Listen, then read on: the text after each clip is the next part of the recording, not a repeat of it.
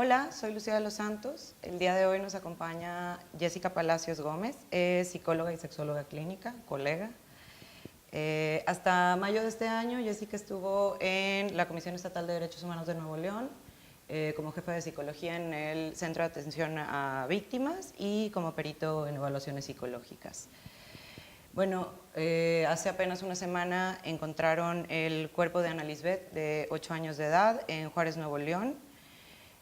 Una víctima más, se suma a nuestro reclamo, se suma a nuestro miedo, donde nos están anotando que Nuevo León lidera el índice de feminicidios en lo que va del año.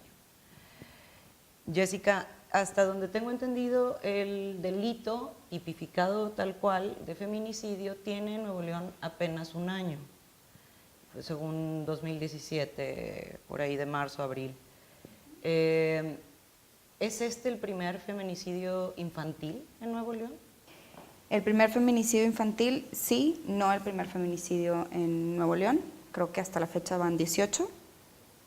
Y creo que obviamente al ser una niña de 8 años, pues hubo como un boom en la cuestión mediática por el hecho de ser una niña. Pero todos los días, yo creo que si abres el periódico y ves las noticias, va a haber algún asunto sobre violencia hacia la mujer. Algunos terminan en feminicidios, algunos solamente como violencia, pero pues es algo como de todos los días aquí. Okay. Incluso el infantil. Incluso el infantil en la cuestión de abuso sexual, ¿no? Porque bueno, ya sabemos cuál era el móvil de la persona y era, bueno, pues abusar de la menor. En algún punto, pues sí, la niña fallece en manos de esta persona, pero también en la cuestión del abuso sexual infantil es algo que se da todos los días. Ya. O sea, dirías que este evento trágico de Ana, lo que tiene de particular es que haya llegado a un feminicidio. Que haya llegado a un feminicidio y que se haya hecho mediático. Creo que eso también hizo que saliera como, incluso de la parte de las organizaciones, a manifestarse sobre este tipo de situación. ¿Por qué? Porque realmente la alerta de género está desde el 2016 en Nuevo León. Entonces, si está la alerta de género es precisamente porque es algo que sucede mucho en el estado. Ok, bueno, en función de este contexto, estos reportes de un índice tan alto de violencia, de tantos feminicidios en Nuevo León, nos interesa hacer consciente a todos, a todas, de todos los rubros y edades, qué rasgos o qué situaciones son de riesgo particular. Nos interesaría si pudieras ayudarnos con un perfil, si es que existe un perfil, sea del feminicida, del violador, del abusador sexual, del pedófilo. ¿Cómo lo reconocemos? ¿De quién nos tenemos que cuidar? Ok, bueno, pues vamos a decir que hay diferentes rasgos. Como lo mencionaste ahorita, un feminicida o un asesino, un violador, un pedófilo, tienen rasgos diferentes, sin embargo, tienen también cuestiones en común. Cuando hablamos a lo mejor de un pedófilo, sería una persona que tiene cierta inmadurez emocional y psicológica y que a lo mejor algunos rasgos que la realidad es que a veces no son tan fáciles de detectar, sin embargo, por lo general están. Por ejemplo, una de las características es que se les dificulta mucho relacionarse con adultos. Las relaciones interpersonales con adultos son muy conflictivas, pero cuando ven a un niño, inmediatamente logran bajarse como a su nivel, ¿sí? En esta como interacción de seducción, de ganarse la confianza del niño. Por lo general, son personas también que tienen un estatus social o más bien una reputación social reconocida, por así decirlo, o son muy reconocidos en su comunidad. A lo mejor puedo hablar también lo que sucede también con los sacerdotes, ¿no? Algo así, que difícilmente alguien podría llegar y decir, es que esta persona está abusando de tal o cual niño, ¿no? Entonces, ¿cómo? O sea, no lo puedo creer, porque es una persona que ayuda a la gente o que tiene un cierto contacto como cálido, vamos a decirlo abiertamente, ¿no? También otra de las características de un pedófilo es que buscan tener trabajos relacionados con donde hay menores de edad. Por lo general escogen una cierta edad también, tienen una preferencia de algunos, digo, obviamente son diferentes, pero manejan que entre los 9 y los 15 años es como una de las edades que están más propensas a sufrir por parte de un pedófilo algún tipo de abuso. En el caso de un asesino, pues bueno, en el caso de un asesino es más como una persona que tiene algo en contra de la persona a la que va a atacar o piensa que esa persona le hace algún daño, ¿sí? En el caso de un feminicida, bueno, pues también está involucrada la parte de la mujer es un objeto, de género. La mujer es un objeto, la mujer es inferior, la mujer está para lo que yo necesito, lo que yo quiero, ¿no?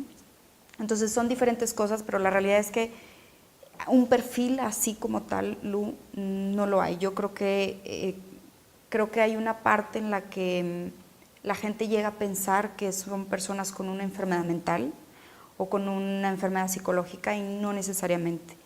El abusador o el pedófilo también busca esta parte de someter, de abusar de su poder. O sea, lo hago porque puedo. Entonces está relacionado con el abuso de poder. Y pues si nos vamos un poquito como a culturalmente hablando, pues ya sabemos cómo está el país en cuanto a abuso de poder. Pues sí. Ok, o sea, diríamos los rasgos que podemos ir rescatando como quizá genéricos pero importantes: una inmadurez emocional y psicológica, una tendencia a dominar o a buscar objetos de sumisión, vamos a llamarles a las mujeres o los niños, y dices, buscan lugares donde hay niños, en especial los pedófilos. ¿Qué diríamos de un violador o un abusador? Quizá no es pedófilo. ¿Dónde están? ¿Qué conductas hacen? ¿Cómo los...?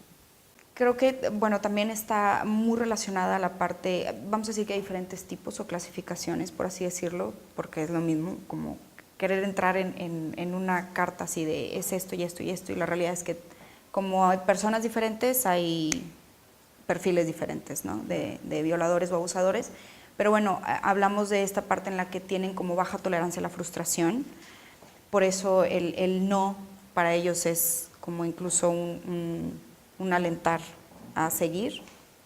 Y se encuentra en todos lados, incluso yo creo que hay muchas personas que sufren de abuso, de violación dentro de un matrimonio, dentro de una relación de pareja.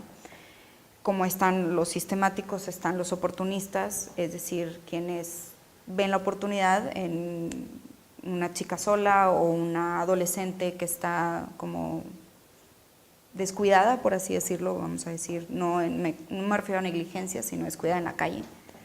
Vulnerable. Y vulnerable, exactamente, es la palabra, gracias Lu. Y pues bueno, cometen esta acción, ¿no? O sea, ven la oportunidad, la llevan a cabo, pero bueno, hay difícilmente hay como un perfil o algo que se pueda decir exclusivamente sobre esto. Lo que sí es que por lo general se vuelve sistemático, como si salen impunes, se vuelve sistemático, y pues también es otra de las partes que nosotros como país o como Estado tenemos también un problema en la cuestión de la impunidad, porque igual esta persona, por ejemplo, realiza esta, no sé ni cómo llamarle, a Anita, la niña, ya tenía ciertas demandas, ¿sí?, de abuso sexual. Entonces ahí te puedes dar cuenta que era algo que ya lo hacía sistemáticamente. Vio quizás la oportunidad, porque no me parece que haya sido como algo planeado, o no parece que haya sido algo planeado, sino simplemente vio como la oportunidad y lo llevó a cabo. La tomó. Ok, entonces, por ejemplo, él, a pesar de ser su, quizá su tercer violación y su tercer ataque, y más todas las que no se reporten, él sería oportunista, sería circunstancial, sería algo sistemático ya por ser, o sea, ¿cómo clasificamos esto, no?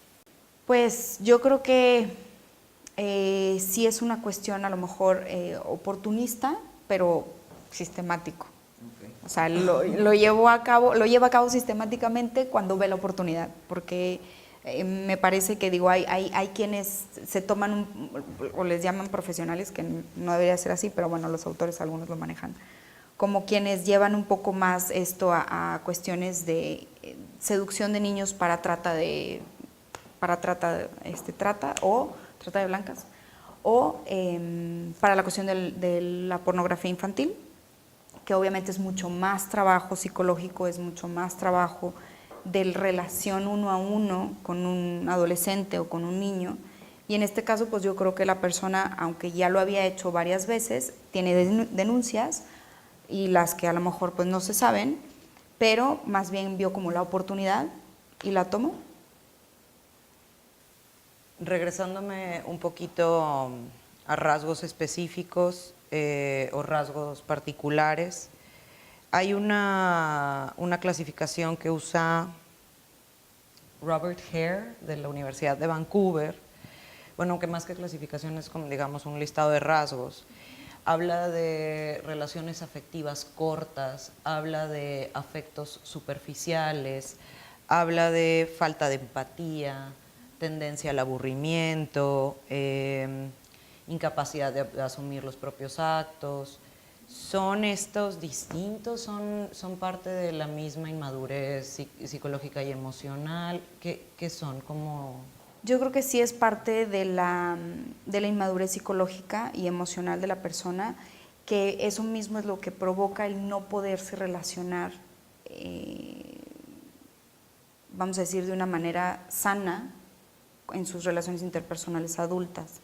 En cambio, el niño es mucho más simple, el niño es mucho más sencillo, y muchas veces, bueno, también por ahí hay autores que manejan la parte en la que tuvieron algún encuentro. Digo, hay varias, vamos a decir, causalidades, que puede ser entre ser una persona que vivió algún tipo de abuso, por lo tanto lo aprende y lo repite, o una persona que, vamos a decir, que tuvo algún tipo de exploración sexual, como se llama entre los niños, y se quedó como en esa parte, inmaduramente se quedó como en esa parte. Entonces al ver a un niño o a una niña se regresa, como, o sea, él se identifica, sí, se erotiza por medio de... Ya. Ahora, es muy común que se asocie la incidencia del abuso previa, o sea, como que mucha gente suele pensar que un abusador tuvo que ser abusado o un violador tuvo que ser violado. Quiero como quizá hacer una línea importante entre un perfil de rasgos y una definición tal cual de una personalidad. No podemos caer en un estereotipo porque no son estos criterios únicos, estándar, universales que repiten todos los violadores, abusadores, pedófilos. Entonces, por ejemplo, le voy a llamar como idea, no necesariamente es un mito, ¿no? Pero esta idea de que si sufriste una violación serás violador, ¿no? ¿Qué nos puedes decir de estas ideas?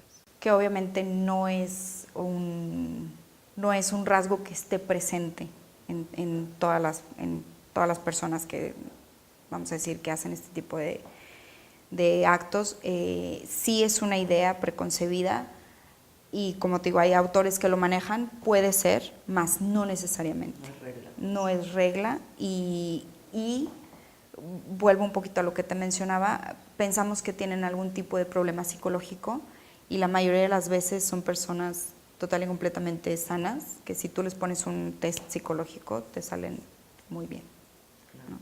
Entonces eso es como lo más peligroso. No hay trastornos de personalidad. No hay trastornos de personalidad, ni psicológicos, ni mentales. Entonces, como decir, el perfil de un abusador es un no perfil, ¿no? Ok.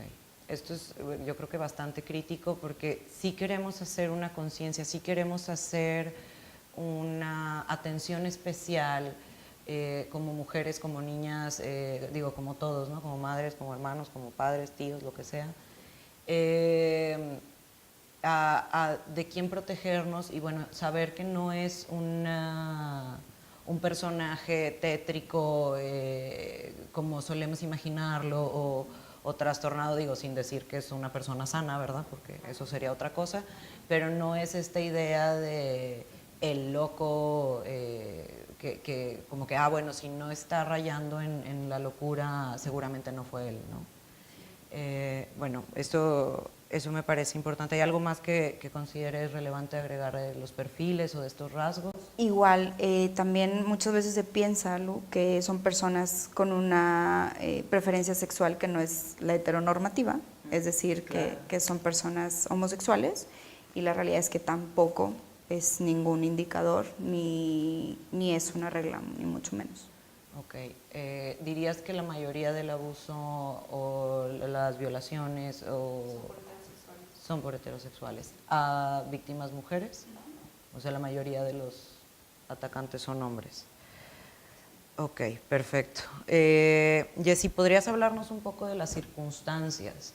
Si no podemos prever específicamente un sujeto, si no podemos tener como una alarma especial hacia ciertos rasgos específicos, quizá las circunstancias, quizá los espacios, ¿qué vemos? ¿Dónde pasa esto? Pues pasa en todos los hogares, pasa en cualquier lado, porque de hecho el 70% de los abusos son perpetrados por conocidos o amigos de la familia o familiares. Entonces también está esta idea pues claro, obviamente se tiene que tener como cuidado, ¿no? De que si no, que no vaya la niña o el niño solo a la tienda, que si está en la esquina. Claro, por supuesto que hay como situaciones que son de riesgo y que a lo mejor ya conocemos como muy naturalmente, ¿no? O que pues, si vas a cruzar la calle, pues te fijas a ver que no venga nadie, ¿no? Es como algo, vamos a decir, algo muy natural. Pero la realidad es que creo que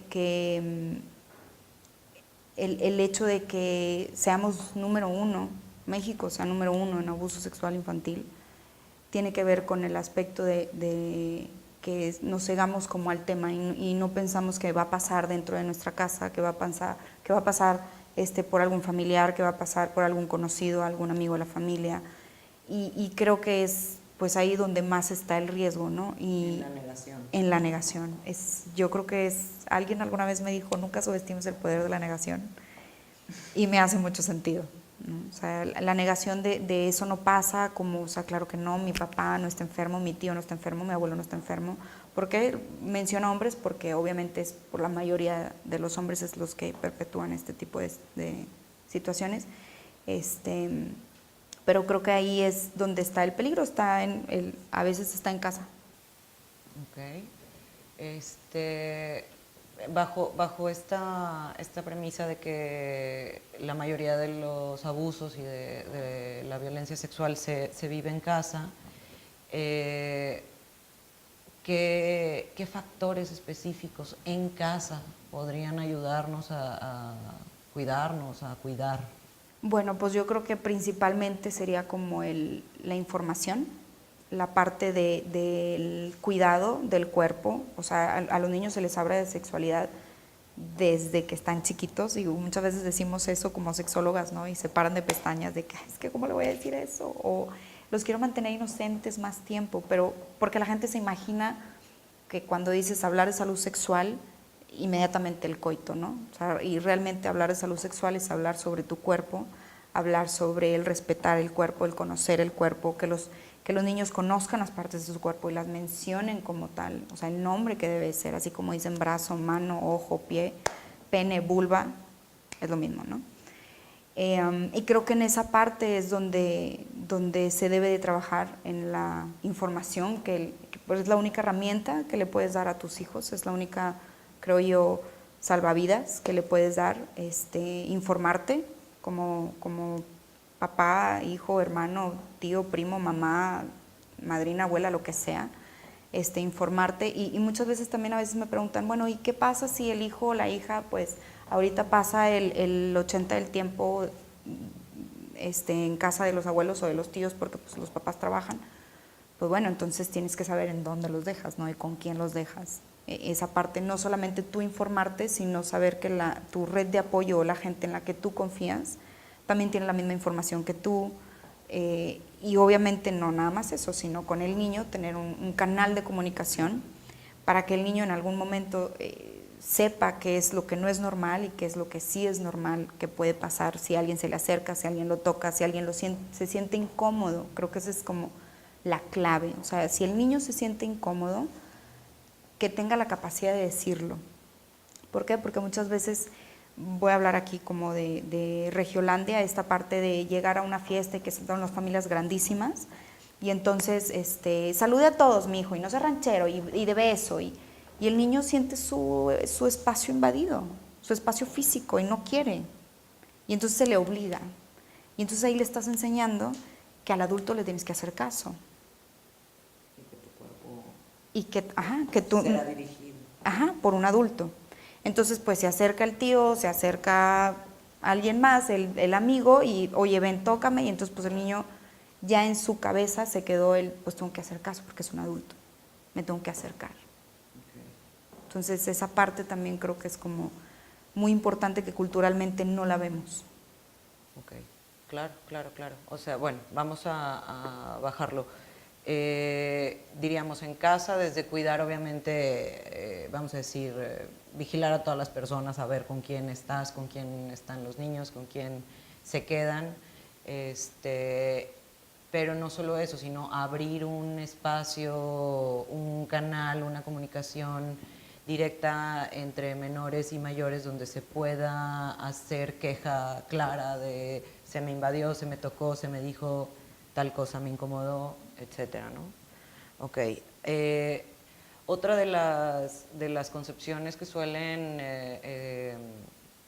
tenerse respecto a estos casos, no solo tienden a pensar en el desconocido y negarlo en casa, porque claro que ese es el primer factor, y sí, tienes toda la razón, es un factor de negación tremenda, ¿no? O sea, el 70% de los abusos, bien dices, son al interior del hogar, y sin embargo nadie tiene un hermano, una tía, un papá, un abuelo abusador, ¿verdad? O sea, no, yo no. Pero bueno, entonces sí, o sea, por ahí obviamente. Sin embargo, hay una idea también muy, pues quizá muy poco fundamentada, de que es en la calle, de que es afuera, donde están presas, ¿no? Donde son vulnerables. ¿Qué tan frecuentes son los ataques realmente en la calle por extraños y qué factores en el espacio público quizá podrían alterar estas probabilidades? Creo que por ahí te manejé algunas estadísticas, pero es el menor. O sea, la menor estadística creo que es la de hacia afuera. O sea, lo que más se da es hacia adentro o por conocidos o en espacios como, vamos a decir, escuela, universidad, etcétera. Y lo que menos se da es por desconocidos y en espacios como públicos. Okay. En el caso de Ana, sabemos que estaban en Juárez, Nuevo León, que su cuerpo aparece en un terreno baldío. ¿Qué tanto estos son factores? ¿Qué tan determinantes son, no sé, quizá las luminarias en la calle, las banquetas, estos espacios, qué tanto determinan? Creo que, bueno, a lo mejor son factores un poco fuera de nuestro control, pero finalmente se pudo identificar al agresor por medio de lo de las cámaras de seguridad. Sin embargo, fue a plena luz del día y había más gente, ¿sí? Entonces, pues también eso te habla de una cuestión cultural en donde a lo mejor, pues, de que si no es tu asunto, pues no te metes, ¿no? O sea, a lo mejor pudiera haber cámaras de seguridad, pudiera haber vigilancia, entre comillas, y no necesariamente sería como un factor de protección para un menor que en este caso estaba como vulnerable, ¿no? Porque estaba esperando a que su mamá saliera del trabajo. Creo que tiene también mucho que ver con una cuestión cultural, aparte de la infraestructura que pues sabemos que a lo mejor pues, no es la óptima. Ok. Otro de los factores tiene que ver con el cuidado y la atención de los padres. Sabemos que la mayoría de estos niños son niños que están siendo cuidados casi siempre por alguien que no es un padre o una madre biológica. Casi siempre padrastros, tíos, primos, etc. ¿Qué tan relevante es la presencia o ausencia de los padres, no? Luego también se voltea a ver mucho a ellos como es que no los cuidan. Responsables. Pues también creo que ahí en ese tema sí he escuchado mucho la parte en la que se crucifica al papá o a la mamá. Pero pues bueno, finalmente a lo mejor la respuesta es pues están trabajando, y si están trabajando es para mantener ahí el hogar, ¿no? Ya sea un papá o una mamá. Y bueno, creo que también pues es un tema que tiene más que ver con la estructura económica y social del país, claro, que no podemos no dejar de ver. Pero pues ahora sí que ahí es como, pues, ¿qué haces? Sí, por supuesto, sí, o sea, no podemos culpar a la gente por ir a trabajar, ¿verdad? Por supuesto. Ahora, ¿qué tan, digamos, en esta responsabilidad de los padres, qué tanto es realmente negligencia, qué tanto es negación, qué tanto es, qué factores juegan ahí?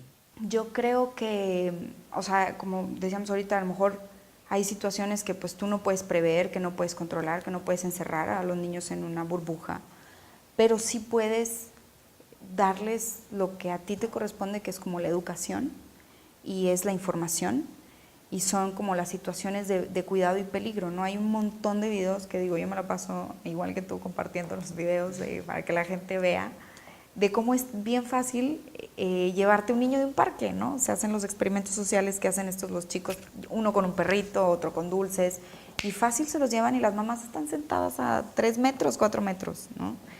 Entonces creo que también la parte de la negación y pensar que no va a suceder, esta parte de no hablar con extraños,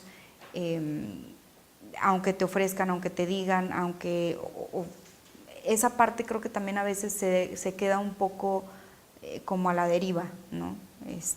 Y creo que de parte de los papás es como la única arma que tú tienes, porque no los puedes encerrar en una burbuja y a lo mejor tienes que trabajar y a lo mejor tienes que hacer otras cosas y no puedes estar el 70% del tiempo que tú quisieras con ellos, pero sí lo que está de tu parte, que es como darle información y que sepan los cuidados básicos de qué es peligroso, si una persona se te acerca y no la conoces, un adulto, no le tienes que hacer caso.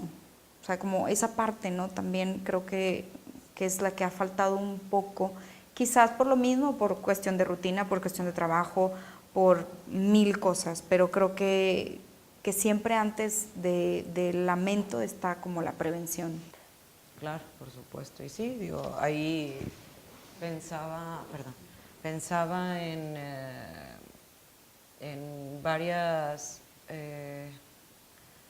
niñas que ahora las madres con particular conciencia del abuso y de la violencia les han inculcado como con especial atención, nadie toca tu cuerpo, nadie te puede llevar a ningún lado, si algo te incomoda grita, o sea, como unos dominios muy, muy certeros, ¿no? Sobre su cuerpo, sobre su seguridad, sobre su integridad física.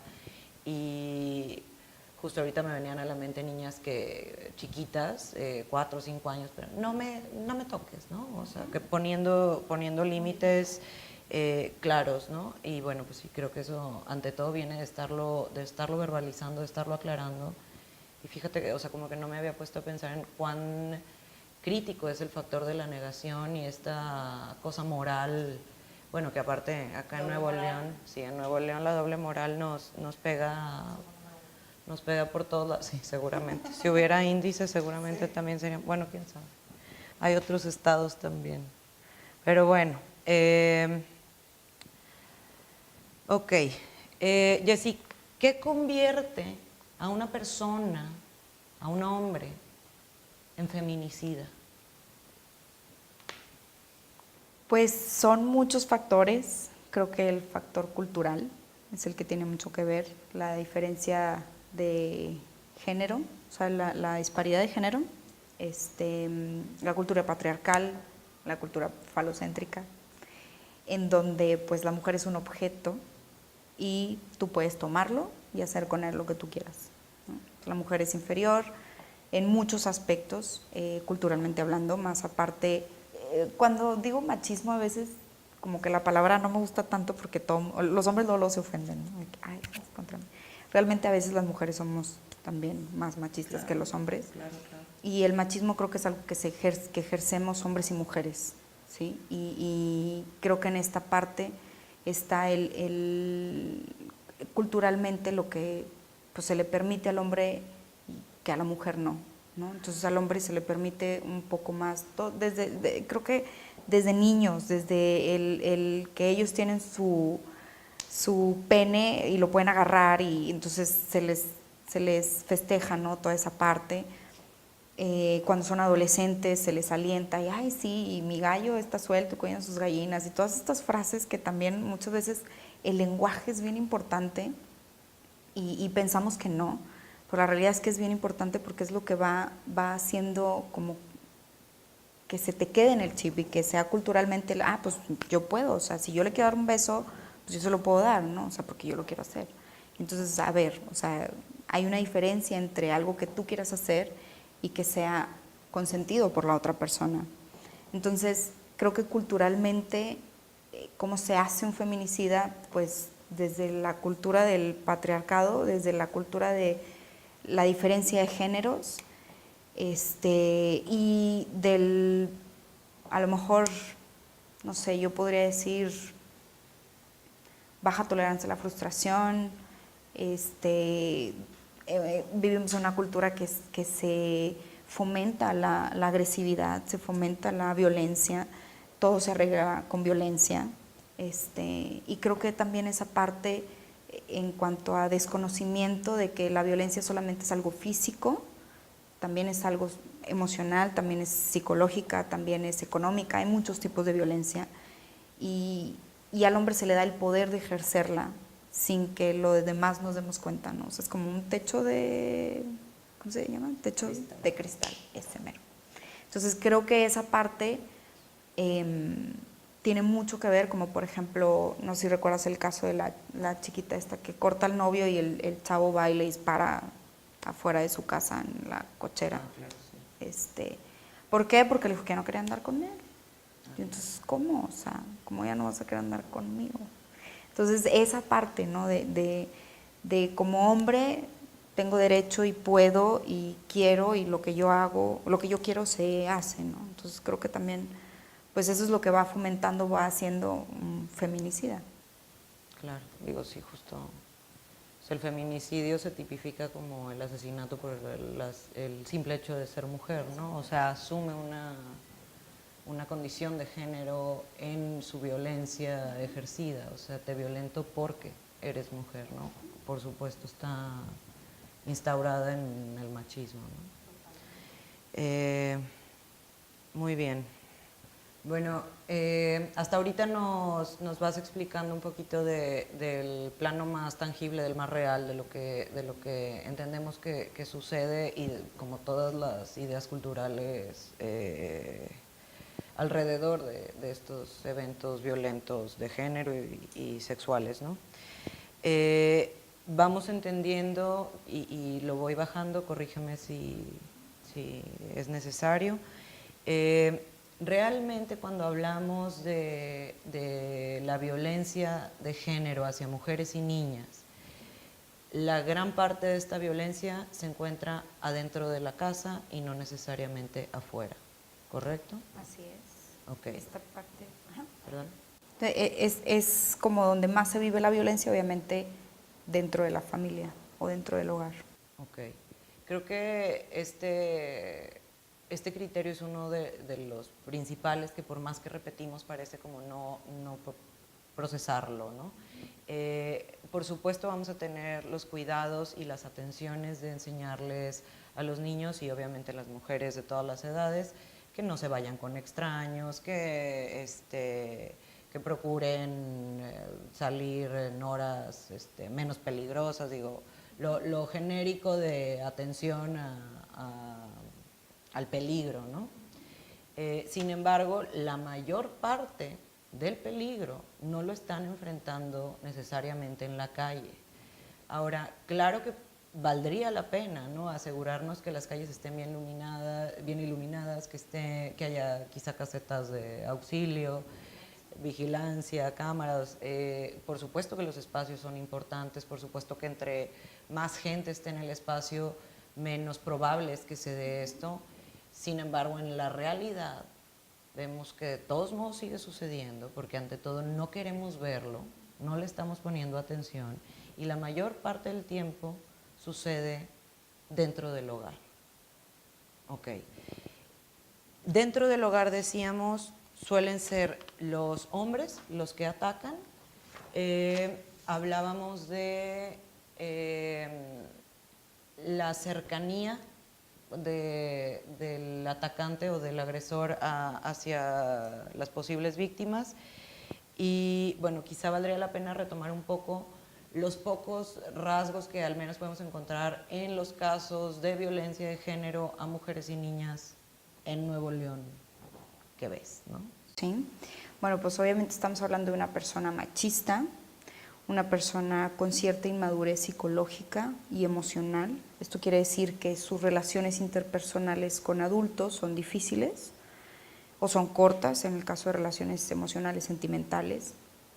Y en cambio con los niños les es muy fácil, ¿no?, esta parte de, como vamos a llamarle seducción o parte del juego. Ellos inmediatamente se bajan al nivel de un niño y tienen la capacidad de estar con ellos, de jugar. O sea, los ves como muy que se llevan muy fácil, ¿no? Cuando con el adulto no les es tan fácil, y es como muy notorio esa parte también.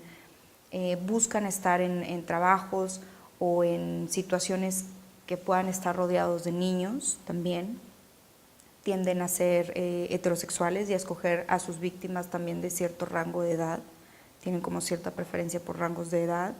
También tienden a ser muy déspotas o tienden a ser personas como con una muy baja tolerancia a la frustración, que se sienten incluso como a veces hasta empoderados, que los ves en un restaurante y que me traigan y esto. O sea, son como también rasgos que se pueden observar, ¿no?, en una persona que quiere como imponer su poder. O sea, abusa del poder que tiene de cierta forma, ya sea monetario o dentro de la comunidad como reputación, porque buscan también tener cierta reputación dentro de su comunidad, como para, pues digo, es una parte que les ayuda a no levantar sospechas, como ¿no? enmascararla.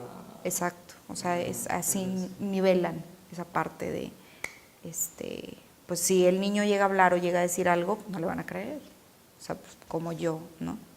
Entonces eso también termina siendo una constante, o a lo mejor no necesariamente, pero sí es parte como a lo mejor de un perfil que se puede notar que está en la mayoría. Ok, bueno, para ir cerrando, me gustaría quizá contextualizarnos a México. Sabemos que reportan a México como primer país número 1 en distribución de pornografía infantil. Y bueno, hace poco revisaba una nota que hablaba de México como un país de depravados. A mí la palabra depravado me causa ciertos conflictos, como muchas otras en la sexualidad que no se utilizan correctamente. Creo que, digo, y sin decir que no, ¿verdad? O sea, obviamente no es ningún orgullo que México sea el país número 1 en distribución de pornografía infantil, y definitivamente habla quizá de alguna perversión hacia la infancia, hacia las mujeres u otras, ¿no? Pero esta depravación creo que puede alimentar esta idea de el perfil que tenemos como en el imaginario de cómo es un violador, un abusador, un feminicida, pensando que es una persona, lo que la gente entienda por depravada, ¿no? ¿Qué opinas tú de este contexto de un país de depravados? Sin negar que sí, por supuesto, tenemos bueno, Nuevo León primer lugar en feminicidios, distribución de pornografía infantil primer lugar, homicidio de infantes también estamos súper alto. ¿Qué opinas de este concepto de depravados y de lo que sucede en el país? Creo que sí, tienes razón, la palabra te inclina hacia pensar como algo que es, no sé, la imagen que tengas, como dijiste bien, la imagen que tienes de una persona depravada, de una persona enferma, y creo que más bien yo le cambiaría como vivimos en un país violento, vivimos en un país donde se vive la violencia, no se detecta, no la detectamos ni siquiera a veces nosotros mismos, cómo la ejercemos. Nuevo León también es número 1 en demandas de violencia familiar. Somos número 1. Y, o sea, ahí no sé, el año, creo que el 2016, el dato que tengo, 2016, más de 17,000 demandas por violencia familiar y solamente el 5% se vinculan a proceso. O sea, son muy pocas. Entonces está también la parte en la que se incita a la denuncia, pero es como decirles, pues tírate una alberca sin agua, ¿no? O sea, hazlo, denuncia, exacto, pero no hay los recursos necesarios como para que se sustente esas denuncias, ¿no? Digo, ahí está en el caso de Ana también, donde ya esta persona tenía 2 demandas o estaba siendo buscado por las autoridades y aún así logró perpetuar otro acto, ¿no? Entonces, creo que yo le llamaría país violento o país de violentos, que finalmente también está como la cultura en donde pensamos que la violencia es únicamente la parte física y no, hay muchos tipos de violencia y a veces cuando somos víctimas de violencia no lo detectamos y a veces aunque tengas los estudios, porque yo creo que a todos nos ha pasado, esa parte de darte cuenta que estás viviendo en una relación de violencia o en un vínculo violento y no lo detectas, no te das cuenta y no sabes a veces lo difícil que es salirte de ese círculo de violencia, empezando por detectarla en ti y dejar de ejercerla. Entonces, yo quitaría la palabra depravados por violentos. Creo que para mí queda como un poco mejor. Ok. A mí esta palabra depravados también me hace pensar mucho en una moral muy conservadora, muy... Sí. Esto no pasa. Sí, o sea, tan conservadora que no hace más que reprimir la comunicación y el tema de la sexualidad, ¿no? Que como ya bien mencionabas, pues es importante abrir estos canales. Y hacia allá me gustaría cerrar. ¿Qué podemos concluir de los cuidados, atenciones, cómo prevenimos esto desde detectar a un potencial agresor hasta en las circunstancias, los espacios, los vínculos y cada una de nosotras y todos, ¿no? ¿Qué podemos hacer? ¿Qué nos queda? Pues bueno, yo creo que en parte de la prevención sería la cuestión de comunicación, educación, información a los niños, a los hijos o a quienes tengas cerca en esa parte. Creo que el no tenerle miedo a la sexualidad, no tenerle el miedo al tema, informarse para poder saber qué es lo que vas a decir, qué es lo que vas a hablar. Porque, por ejemplo, hablaba yo hace unos días con algún compañero y le decía, es que el acercamiento primordial de un pedófilo es el automasturbarse o autoestimularse en frente de un niño.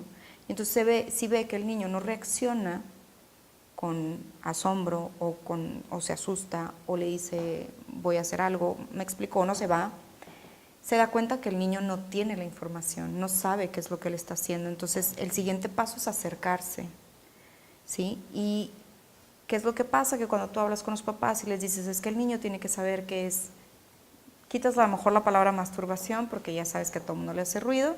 Dices, bueno, autoestimulación. Los niños se autoestimulan desde que están en el vientre, punto, ¿verdad? Aunque a todo mundo le asuste, se paren de pestañas, es una realidad. ¿Por qué? Porque para el niño es un reflejo, no tiene un pensamiento erótico, es un reflejo, es como siente cosquillas, siente rico y lo hace, punto.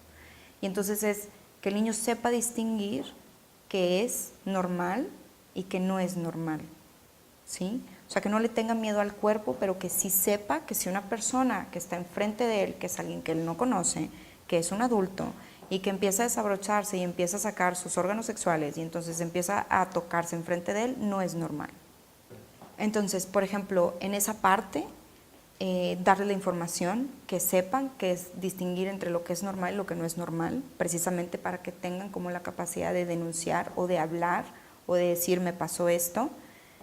Y a partir de ahí, bueno, si llega a suceder, creo que lo primordial o lo que yo diría es que cuando un niño tiene esa valentía, pues vamos a llamarlo, porque para ellos no es tan fácil en el mundo de los adultos, y tiene a lo mejor esa comunicación, decir, me pasó esto, o esta persona me tocó, me hizo sentir incómodo, es creerles. Creo que también esa es una parte primordial, creerles y pues llevar a cabo lo que sea necesario. Creo que es importante que cuando un niño ya toma como el valor de decir, me pasó esto, o me sucedió esto, mi tío me hizo tal, me hizo sentir incómodo, etcétera, como creerles, ¿no? Porque se toma en serio. Se toma en serio, es una constante, y lo he escuchado mucho, de, ay, igual se lo estaba imaginando, igual le cae mal. Un niño no miente.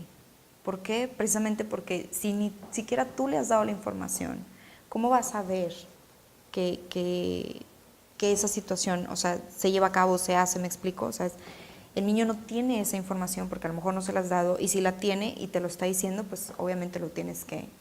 Sí, con una razón reacciones. Ajá, claro. Claro.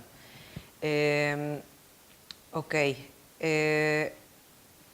La, la educación y el canal hacia los niños, vamos a decir, la voz para ellos responder. ¿Qué otras alternativas tenemos si no los podemos reconocer? ¿Qué nos queda, ¿no? Pues la verdad es que, Lu, abrir los ojos a que esto pasa, y pasa todo el tiempo. No sé si alguna vez yo te he platicado, pero bueno, trabajé también con médicos nutriólogos que a veces me mandaban pacientes con cierto grado de obesidad que no podían bajar de peso. Y entonces, revisando en su historia, el 80% de los pacientes tenían un episodio de abuso sexual en su infancia. Y entonces es bien interesante porque está relacionado 100%, porque si tú eres delgado en Occidente, si eres delgado eres atractivo, y entonces ellos relacionaban inconscientemente el ser atractivo con corro peligro. Y entonces pues me protejo con capas de grasa. A partir de que sacaban esta situación, empezaban a bajar de peso. Entonces, si nos vamos a las estadísticas, dices, oye, pues ¿cómo estamos en obesidad en México? ¿Cómo estamos en abuso sexual? ¿Cómo estamos en abuso de poder? Pues ahí están los resultados, creo yo. Entonces, finalmente es como esta parte en donde abres los ojos y ves en cómo está el país, cómo estamos, cómo está relacionada la sexualidad, cómo está relacionada con la salud emocional, mental, física, y pues creo que ¿qué nos queda? Pues no negarnos a que estos temas se dan todo el tiempo y se dan todos los días. Okay. Sí, como decías un principio, ¿no? Pues no es que sean, o sea, no es que sean temáticas nuevas realmente. El alcance quizás es nuevo. Una cuestión clara de negación, de desatención que tenemos que abordar como cultura. Muy bien. Pues muchas gracias, Jessica, por tu tiempo, por ayudarnos con este tema. ¿Habrá algo más que quieras agregar sobre prevención, cómo cuidarnos? No, pues bueno, muchas gracias a ti, Lu, por la invitación. Muy agradecida y ya sabes, siempre te lo voy a decir cada vez que te veo, yo te admiro mucho. Y pues en la prevención, pues bueno, estamos los profesionales de la salud y creo que estamos precisamente también para eso y yo creo que es importante que muchas veces me dicen, yo creo que a ti también, ay, no conocía a nadie con tu especialidad, no conocía a nadie con, ajá. Exacto, entonces, pues bueno, habemos profesionales de la salud, habemos sexólogos que estamos para dar la información, pues, científica y fidedigna, ¿no? Vale. Muchas gracias. Gracias a ti.